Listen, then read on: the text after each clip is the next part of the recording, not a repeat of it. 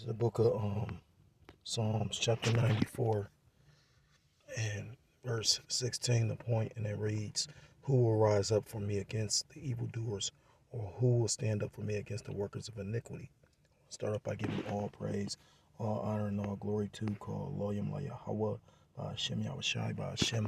I'm going to say double honors to my apostles, the elders of the great millstone, who do teach and do rule well.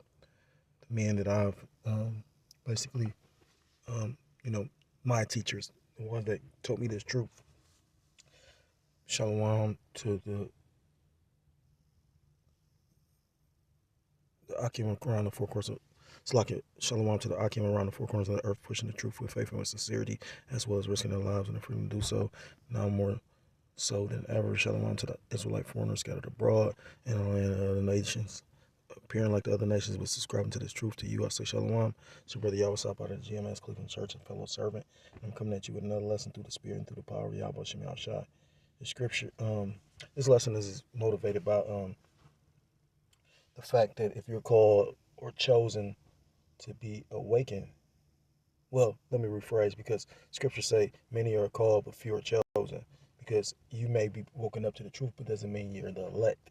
When you go into the elector pretty much goes into the chosen. The Lord chose to, basically give exemption to judgment to a particular group of people that the Lord, deems as worthy, while, society may not, men may not, but nonetheless, no matter what the Lord takes you through, because the scriptures talk about trials and tribulations, you gotta, like, if you put your hand to the plow, you gotta continue in what you chose to, call yourself pursuing, and that's the integrity of a man. That's why, it's a phrase that's commonly repeated throughout this truth about we're coming back to being man by coming into this truth, because a real man stands on his word because he has integrity. Majority of the people in this world don't. That's what makes us different from these 2/3 in the world. But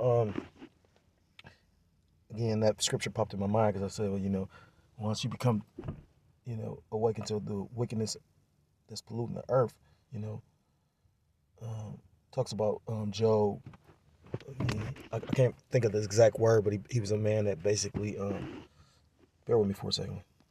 This is the book of Job 1:1. It says, "There was a man in the land of Uz whose name was Job, and that man was perfect and upright, and one that feared the Most High and eschewed evil." So he basically, when you read in a different translation, it says he feared the Lord to hate. It says a right man named who feared God and avoided evil. It says he was perfect, meaning morally upright, and that's what the elect are, because pretty much, they're going to avoid the ways of this world. I doubt I'm going to be able to finish this. But nonetheless,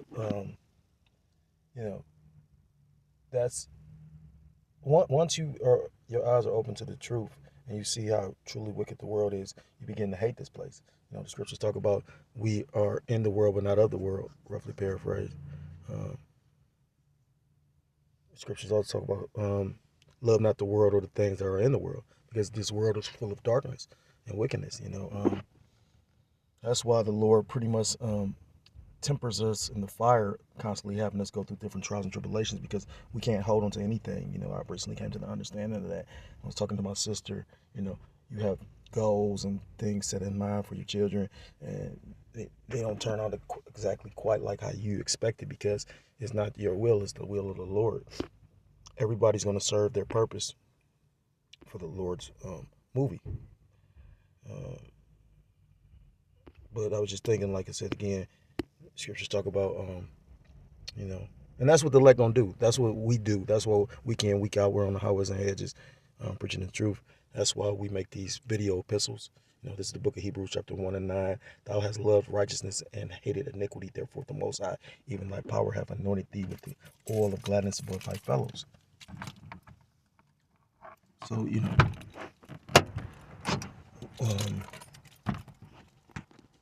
we were anointed, you know,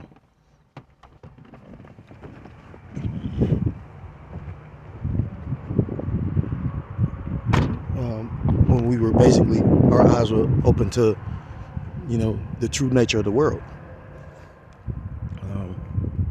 And the thing is, I was just listening to the brother Bukor Amath, and he was talking about, you know, if these things are like this now, just imagine in the time of Jacob's trouble. You know, it's a scripture, I believe, in Psalms that talks about basically if these place is like in a green place, how much I know I'm butchering it, but how much in the dry place, roughly paraphrased.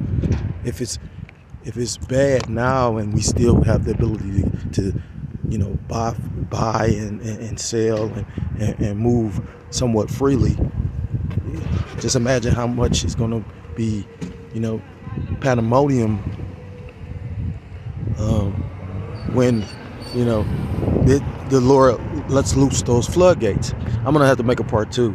You know, when you go into that word pandemonium, pan meaning all, and demonium meaning demons, or all demons. And, you know, that's what Jacob's trouble going to be. It's going to be a very, very, you know, fearful time. And that's why, at the end of the day, it's right, or, I mean, it's so important to get right with your maker, your power. If you're a so-called Black, Hispanic, Native American, some Indian, West Indian, Asian, get right with your power. Yahweh, and He is Hashem, and Yahweh, and he saves or He delivers for that day of judgment. I'm gonna end it here because again, I have to go back to work, but I got some more scriptures I want to bring out. So Lord willingly, I'll get back to you soon. Shalom, shalom, Yahamar.